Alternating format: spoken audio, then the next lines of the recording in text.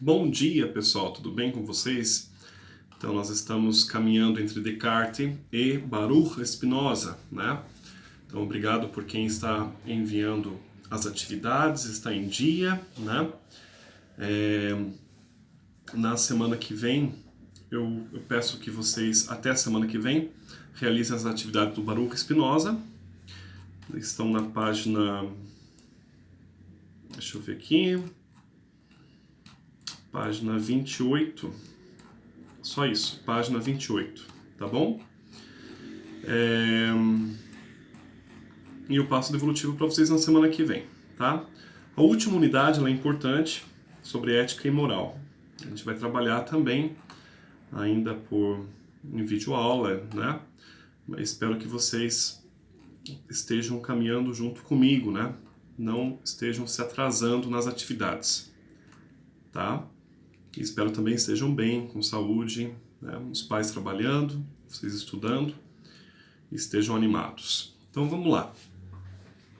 Então na página 23, então pega a sua apostila, página 23, exercício número 1. Para falar bem a verdade, que os exercícios não são fáceis, tá? Eles são complicados, não são tão claros.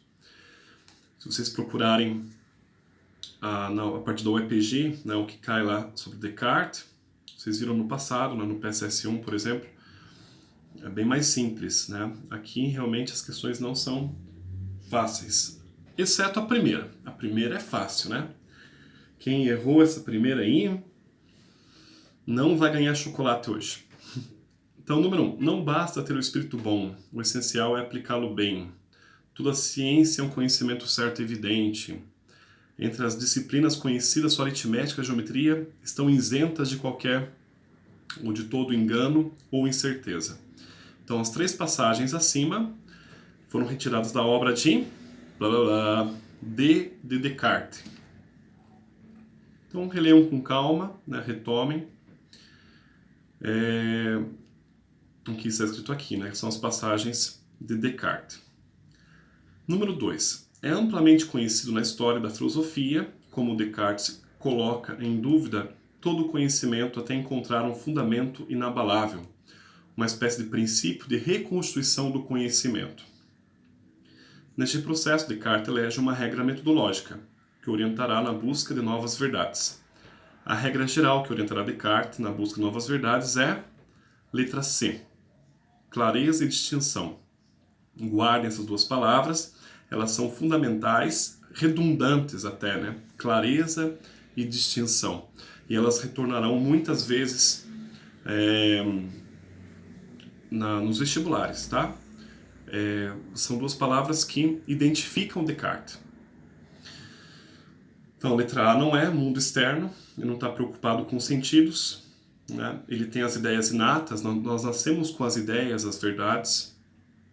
A letra B não é, porque ele não está preocupado em unir corpo e alma, mas a alma controla o corpo.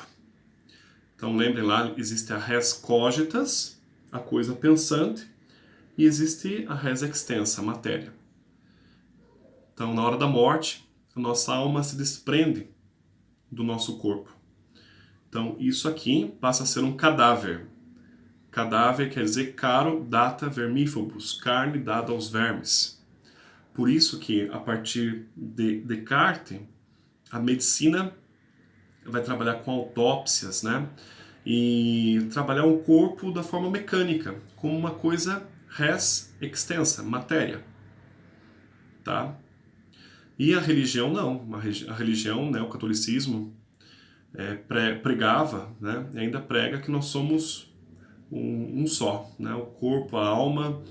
E na ressurreição dos mortos, aquele corpo lá deitado, dormindo, né, no caixão, ele vai se levantar, como Jesus ressuscitado. Então aí tem um problema sério. Descartes não está trabalhando na união de corpo e alma, ele está distinguindo as coisas. Para ele existem 2 realidades, a res cogitas, o que é pensante, e a res extensa, que é o corpo, a matéria, os sentidos. A ideia de que corpo e alma são entidades distintas. Então, o problema Letra D, né? Essa palavra é entidade, tá? Talvez coisas, mas entidades seriam como entes. Talvez o único ente aqui seja a própria união do corpo e alma, porque quando tem res cogitas, res extensa, alma e corpo unidos, existe o Reinaldo, né? Na hora que desliga, para onde vai essa alma? Descartes não se interessa. Descartes não está preocupado com o céu. Na verdade, seria o fim, se a gente for pensar e levar Descartes à risca, né? Toda filosofia emana de Deus? Jamais, nunca. Nós temos ideias inatas, né? Mas essas ideias inatas se desenvolvem dentro da res cogitas, que é a nossa alma. Quem fala que toda filosofia emana de Deus é Santo Agostinho. Lembra? Teoria da iluminação. Quem estava comigo no nono ano, a gente viu isso. Então, se você está precisando da verdade, você vai rezar e vai pedir as luzes do Espírito Santo. Então, a nós descei divina luz, né? Iluminai-nos, dai-nos a verdade. Para Descartes, Deus colocou em nós ideias inatas, né? Ou nascemos com ideias, uma busca sobre a verdade, aquilo que é claro e distinto, e fazemos ciência. Então, chega-se a filosofia ou a ciência, a verdade, por meio do método da dúvida, as regras que orientam o método, que a gente vai ver daqui a pouquinho. Então, a correta é a 2, é a letra C. Number 3. Além disso, observei que os filósofos, ao empreenderem explicar pelas regras da sua lógica coisas que são manifestas por si próprias, não fizeram mais do que obscurecê-las. Então veja, clareza e distinção. Quanto mais simples for a sua pesquisa, for o seu método de estudo, mais clareza e distinção você vai alcançar, né? E agora filósofos, talvez ele está falando aqui dos padres da igreja, ou sobretudo da escolástica, eles se preocuparam tanto com conceitualismo, nominalismo, conceitos, né, que estão lá na sua apostila do primeiro ano, do quarto bimestre, que acabaram se perdendo, né, da clareza e distinção. Então, explique a concepção de conhecimento em Descartes, tá? Então eu tenho aqui uma papeladinha aqui. Primeira coisa, é o primado da ordem. Existe uma regra no método de Descartes, né? Existem 4 fases nessa regra, que é a resposta da número 8. Gente, pega lá a questão número 8, leia comigo o trecho em itálico. Então, na regra metódica, né, na regra de Descartes, existem 4 passos, tá? 4 momentos. O primeiro é nunca acolher algo como verdadeiro se não for claro e evidente, não for distinto. Então, o primeiro momento é a dúvida. Se você não duvida do que eu estou falando agora, você vai acolher isso como doutrina, como fé, como superstição, como tradição, como imposição, ditadura, sei lá o quê. O ponto de partida da regra de Descartes, da ciência cartesiana, do racionalismo, é a dúvida. Então você tem que ouvir cada frase que eu estou dizendo para você e correr no Google. Pegar um bom livro de filosofia, se você quiser algum, tem um monte para emprestar, né? Tem a biblioteca, tem, sei lá, YouTube, vai atrás. Será que o Reinaldo não está me enganando? Então, primeira coisa, na ordem, no primado da ordem, segue, primeiro ponto, a dúvida. Segundo ponto é dividir cada uma das dificuldades que eu examinasse em tantas parcelas quanto possíveis, né?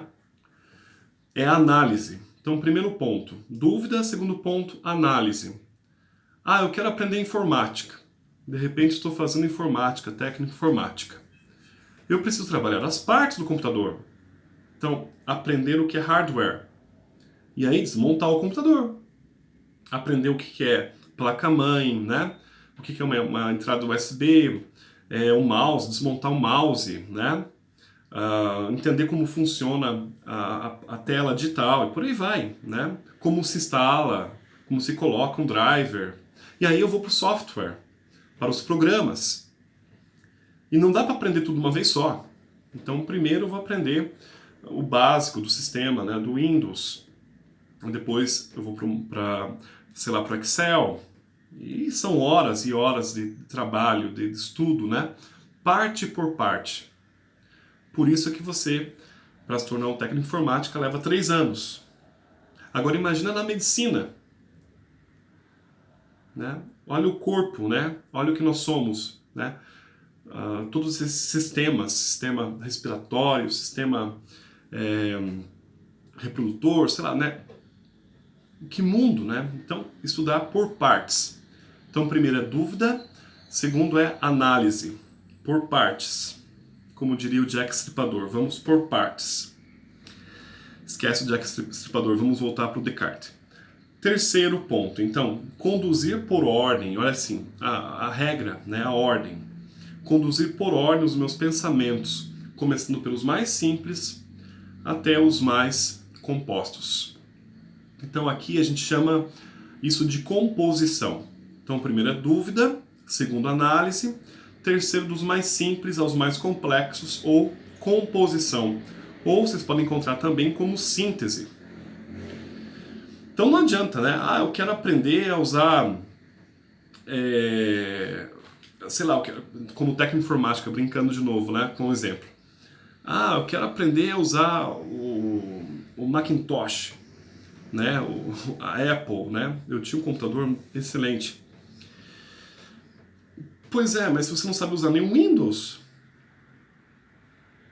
né? Que é o mais vulgar, que é o mais popular, por assim dizer. Então, não adianta você conhecer o hardware e o software da Apple, que é o mais complexo, por primeiro, talvez nem consiga conhecê-lo, nem consiga estudá-lo, né? E, sei lá, eu quero ser neurologista, pensando em medicina que eu falava agora há pouco.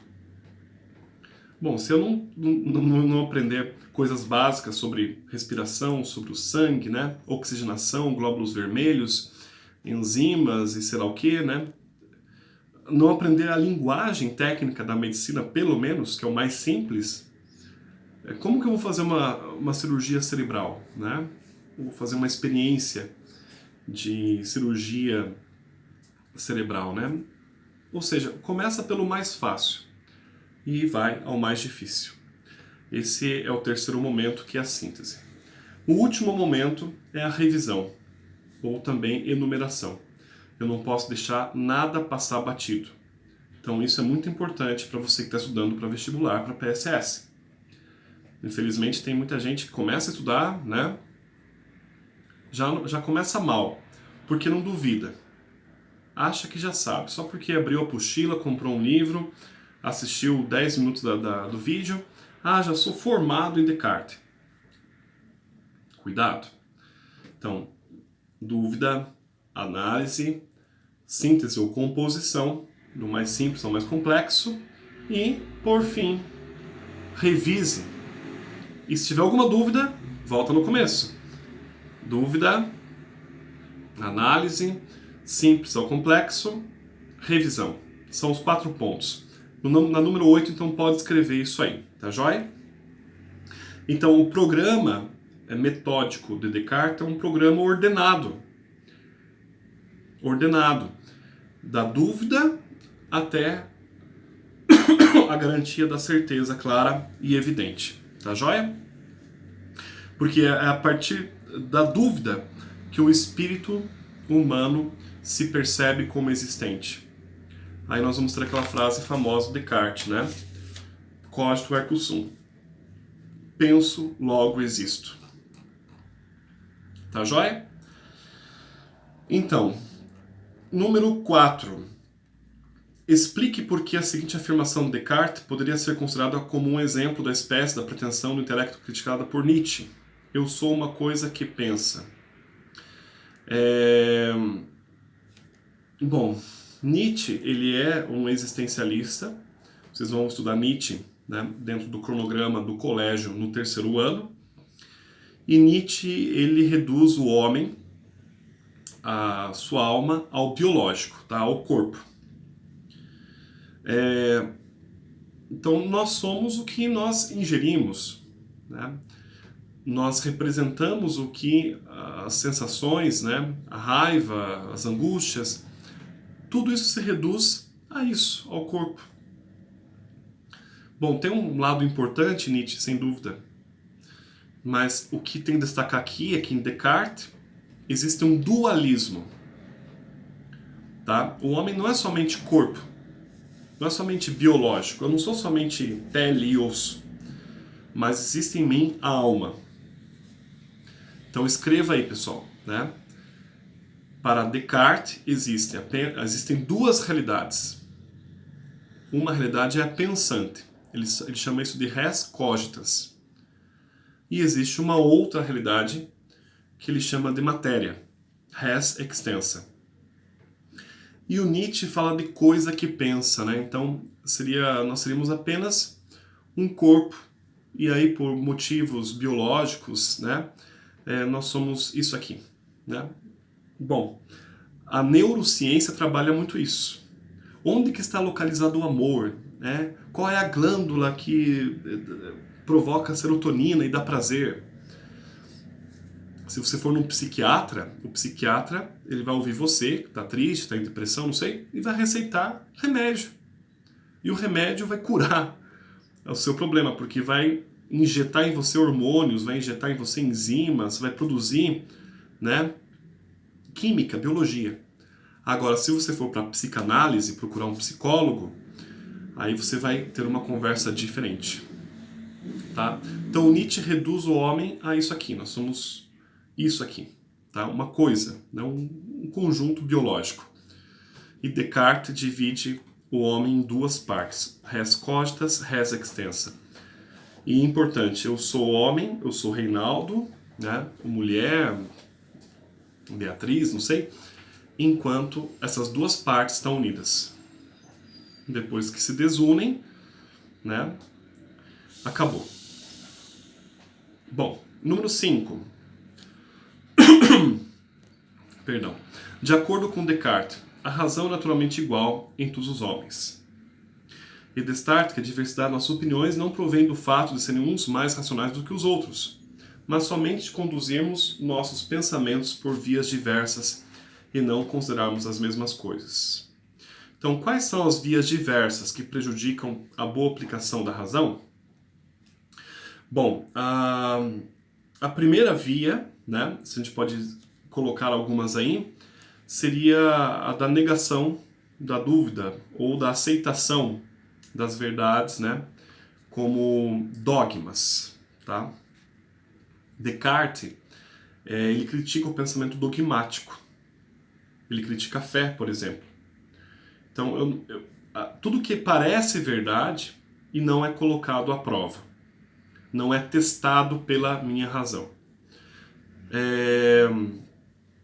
Uma outra forma de diferenciar as pessoas são aquelas que levam ao extremo a dúvida. Ele chama isso de dúvida hiperbólica. O que é hipérbole? Tá todo mundo vendo agora na televisão, parece aquele gráfico, né? Não sei se de lá para cá ou de cá para lá, não sei como vai aparecer, mas tem um gráfico. E aí tem a curva lá da Covid-19, né? E atingimos o pico ou não atingimos o pico? Olha lá o pico, né? Então, o ponto mais alto que a televisão chama de pico, Descartes chama de hipérbole. Foi ele que criou esse gráfico. O nome desse gráfico é gráfico cartesiano. Cartésio é o nome em latim de Descartes. Então, dúvida hiperbólica. Alguns, na escola, fazem assim, ó, pesquisas. Outros estão empurrados, né, na linha, no gráfico, até passar de ano. Outros começam bem e vão caindo, depois voltam, recuperam. Então, o que diferencia as pessoas é a pesquisa delas. O grau de ceticismo positivo. Ceticismo no bom sentido. A dúvida hiperbólica. Porque aguça o espírito crítico e te faz ser mais pé no chão compreender a sua própria existência, compreender o mundo que você vive. E essa é a função da ciência para Descartes. Então, primeiro, evitar os dogmas, evitar verdades prontas. Segundo, ser crítico, ser cético. Não para negar a verdade, mas para buscar a verdade, para compreender a verdade. Tá joia? Então, outra via errada, vamos para uma terceira aí, seria a via da escolástica, né? A via da religião, e ele critica também a via aristotélica. Tá? Por quê? Porque na via aristotélica há uma demonstração do mundo a partir dos sentidos, a demonstração do ser. Devem lembrar disso, as 4 demonstrações do ser em Aristóteles, está na apostila do segundo bimestre do ano passado, primeiro ano. E São Tomás de Aquino, vocês devem lembrar, viram comigo no 9º ano inclusive, ele retoma Aristóteles e fala que é possível demonstrar o ser, que para ele é Deus, então demonstrações de Deus, a partir de 5 vias da natureza. Para Descartes, não dá para confiar na natureza, não dá para confiar nos sentidos, não dá para confiar na sensibilidade. Então são 3 pontos aqui que diferem as pessoas. Umas acreditam em dogmas, verdades prontas, o que o papai e a mamãe falou, o que o professor, a tia falou, né? Que a rádio contou, a televisão mostrou, e assim vão para frente. A outra, né, é a pessoa crítica, cética, dúvida hiperbólica. E a outra é a própria escola. A escola, a palavra escolástica, né?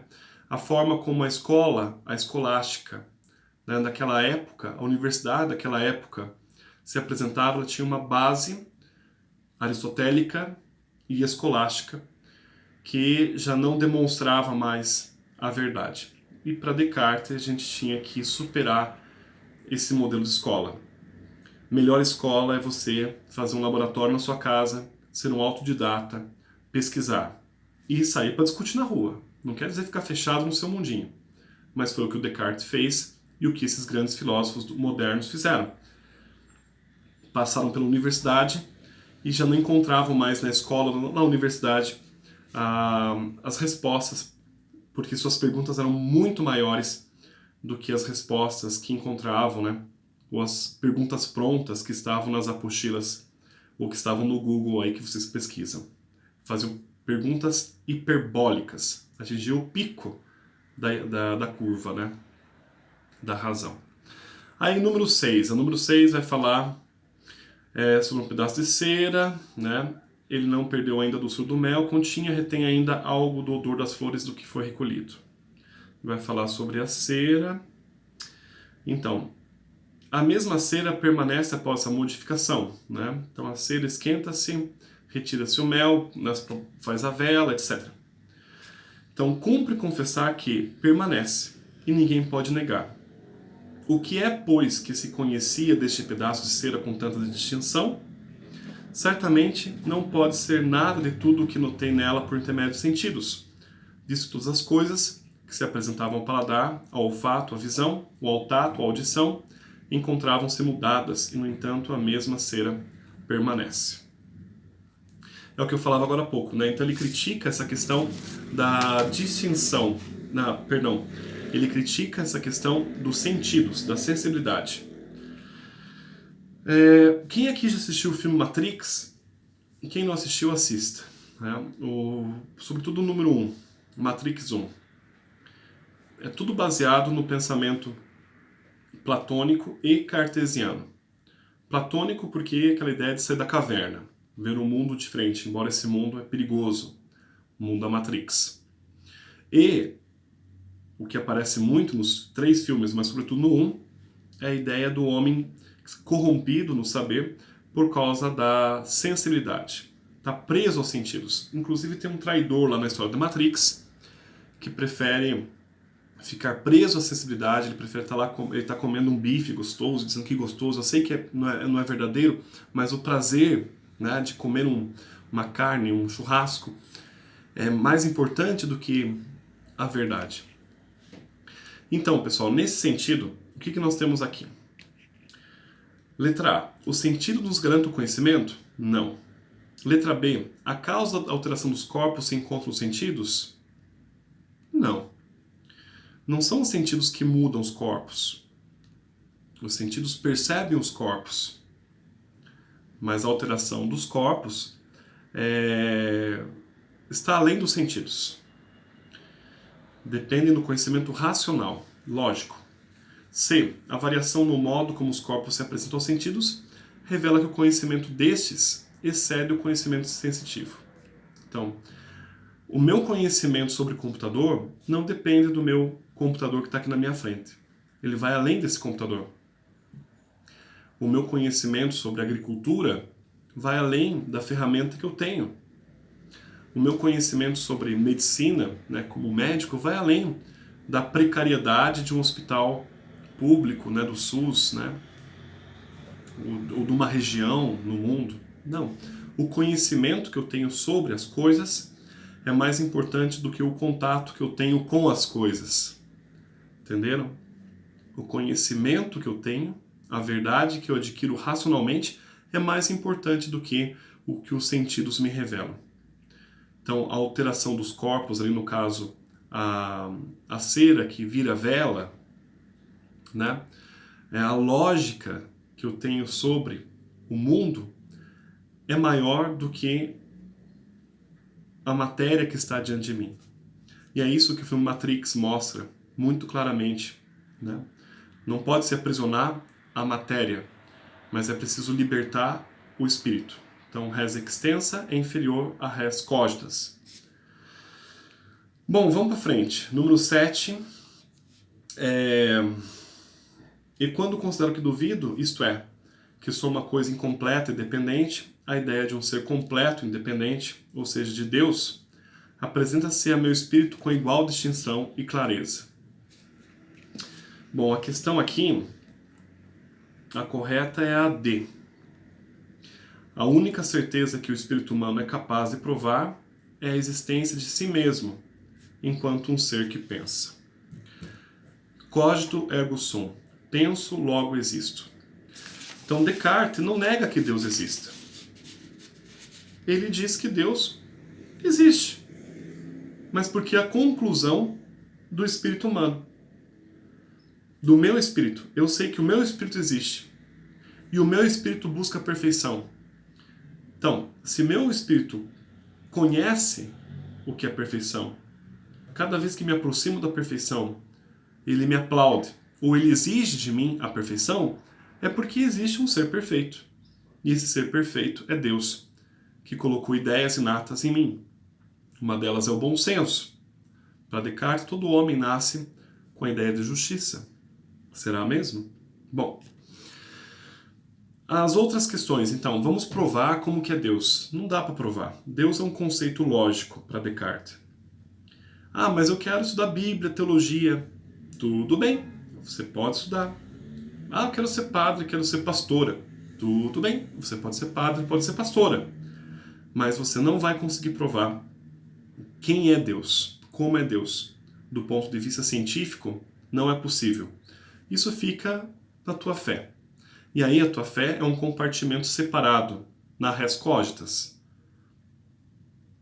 É um compartimento separado, que para Descartes não é o mais importante. Para Descartes, o mais importante seria o modelo matemático da natureza. Ok? A 8 nós já falamos, agora a 9, né? Então, 9. O texto aponta insatisfação que assola Descartes ao término de seus estudos, né? Dentre os motivos que conduziram Descartes a essa avaliação, então, a avaliação de que tudo que ele tinha estudado, tudo que tinha feito na vida, era vazio. Não valia para nada, né? E aí ele decidiu conhecer o mundo, partir para o mundo. Não ficar preso, matriculado numa universidade, mas estar em contato com o mundo. E aí pensar esse mundo. Então, quais são as corretas desses motivos? A situação da filosofia envolta em muitas dúvidas? Sim, pessoal, Descartes é o pai da filosofia moderna, tá?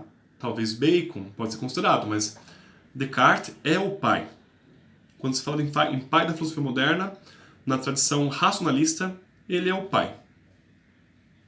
Por que ele é pai? Porque ele cria um método, né? Ele modifica a forma de pensar. Ele sai de vez do mundo medieval. Ele coloca o homem de fato no centro, a ciência no centro e a matemática no centro. Então tudo aquilo lá que nós vimos no Renascimento, lembra? Era uma tentativa de sair do mundo medieval. Mas aqueles renascentistas, lembra o Pico della Mirandola, quem viu, né, o Giordano Bruno, estavam presos ainda a conceitos espirituais, religiosos. E o Descartes ele é matemático, ele é científico. A 1 está certa. Então a 2, a ausência de um método adequado, que não dava segurança, né? É o que o Descartes propõe, um método. É o número 8 que eu passei para vocês, já escreveram.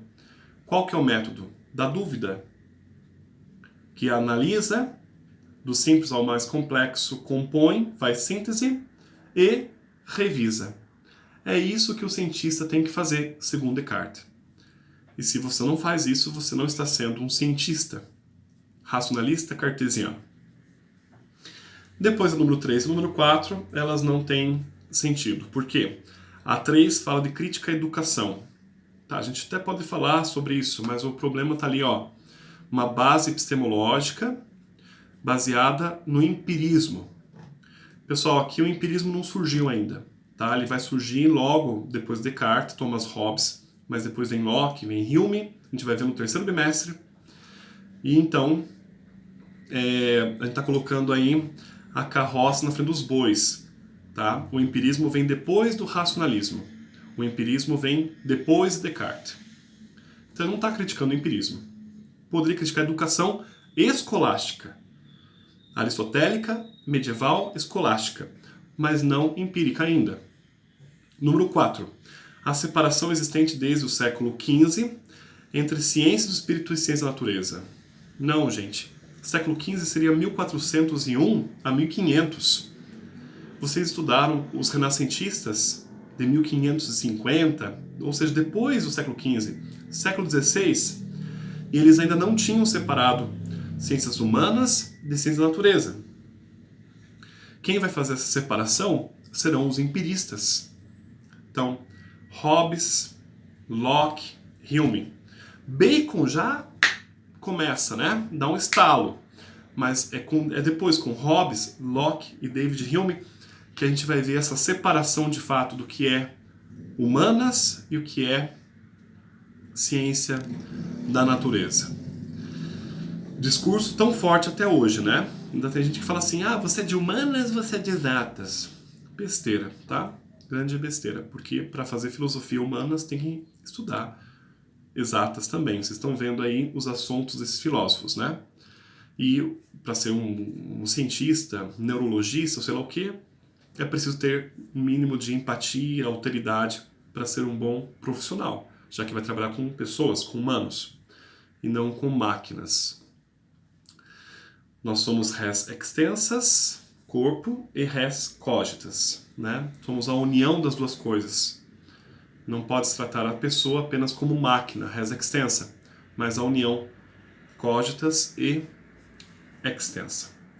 Gente, então é isso. Guardem a questão do inatismo, né? Ideias inatas, nascemos com ideias inatas, e aí podemos produzir ideias que são adventícias e fictícias, está na apostila de vocês. Então, adventícias são aquelas que vêm por sentidos, fictícias vêm de ficção, são aquelas ideias como Pégaso. Pégaso não está na natureza, então não é uma ideia adventícia. E também não nasci com a ideia de Pégaso, mas eu inventei, ela é fictícia. São 3 tipos de ideias, então. As inatas, adventícias, fictícias. Entre as inatas, nós temos o bom senso. Então, todo homem nasce com a ideia de justiça. Ele sabe o que é provocador no outro. Tá? Guarda isso. Terceiro ponto.